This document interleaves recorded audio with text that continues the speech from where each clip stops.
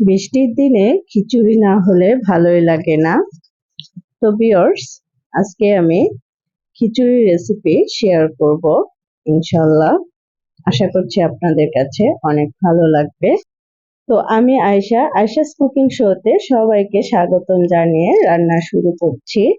চুলায় কড়াই বসিয়ে দিয়েছি এবং হাফ কাপের মতো সরিষার তেল দিয়েছি।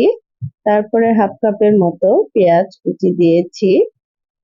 এখানে পেঁয়াজ গোল করে কুচি করে নিয়েছি। তারপরে 2টা তেজপাতা দিচ্ছি এবং কয়েকটা এলাচ এবং দারচিনি লবঙ্গ দিলাম, দিয়ে নেড়ে দিব। কিছুক্ষণ এই পেঁয়াজ ভেজে নিব।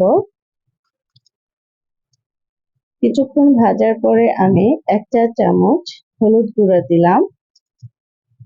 তারপরে আবারও নেড়ে দিচ্ছি এবং দিয়ে দিচ্ছি রসুন বাটা। 2 চা চামচ দিলাম। তারপরে 1.5 চা চামচ আদা বাটা দিলাম।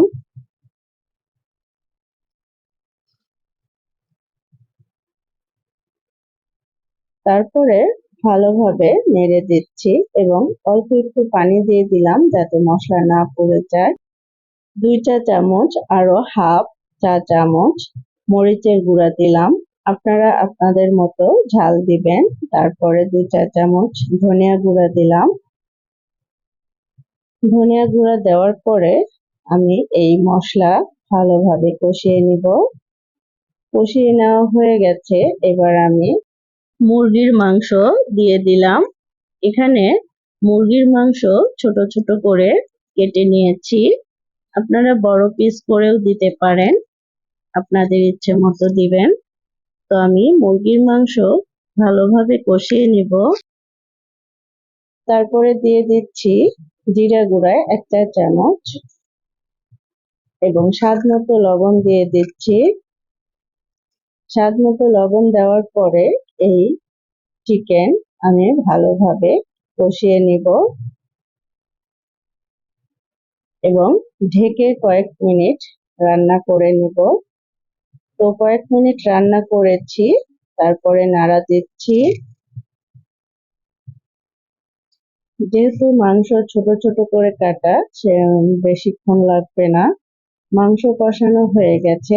এবার আমি চাল ডাল দিয়ে দিচ্ছি। এখানে 500 গ্রাম চাল আছে আর 250 গ্রাম মসুর ডাল আছে। আপনারা এই মসুর ডাল বা মুগ ডাল যে কোনো ডাল দিতে পারেন। তো আমি মসুরের ডাল দিয়ে আজকের খিচুড়ি রান্না করছি। আমি কিছুক্ষণ এই চাল ডাল ভেজে নিচ্ছি।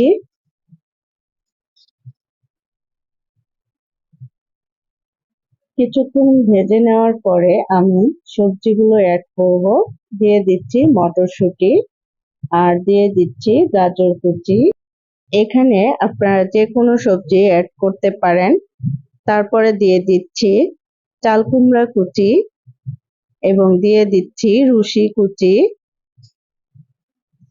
এখন এই সিজনে এগুলা অ্যাভেলেবল, সেই জন্য এই সবজিগুলো দিয়ে আমি খিচুড়ি রান্না করছি। এবং দিয়ে দিচ্ছি আলু কিউব করে কাটা। এইসব ভেজিটেবল দিয়ে তারপরে আমি ভালোভাবে নাড়া দিব এবং কয়েকটা রসুনের কোয়া দিয়ে দিলাম। রসুনের কোয়া দিয়ে আমি কিছুক্ষণ নেড়ে নিব।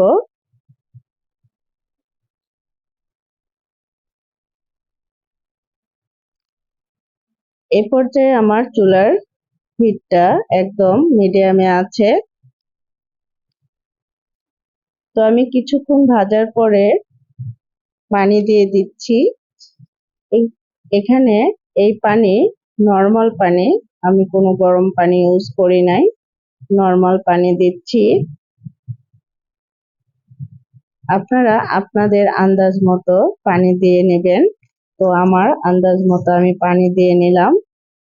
আমি হাতের 3 কয়ার পর্যন্ত পানি দিয়েছি। দেখুন এরকম করে আপনারা না বুঝলে এরকম করে পানি দিবেন, তাহলেই হয়ে যাবে।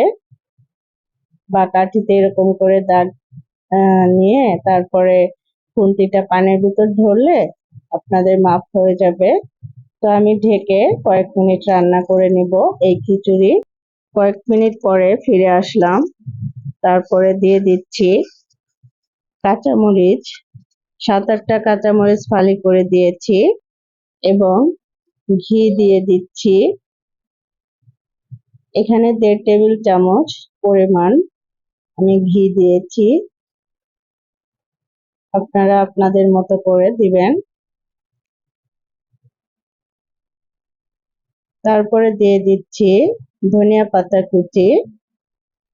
ধনিয়া পাতা কুচি দেওয়ার পরে আমি ঢেকে আরো কয়েক মিনিট রান্না করে নিব একদম লো হিটে।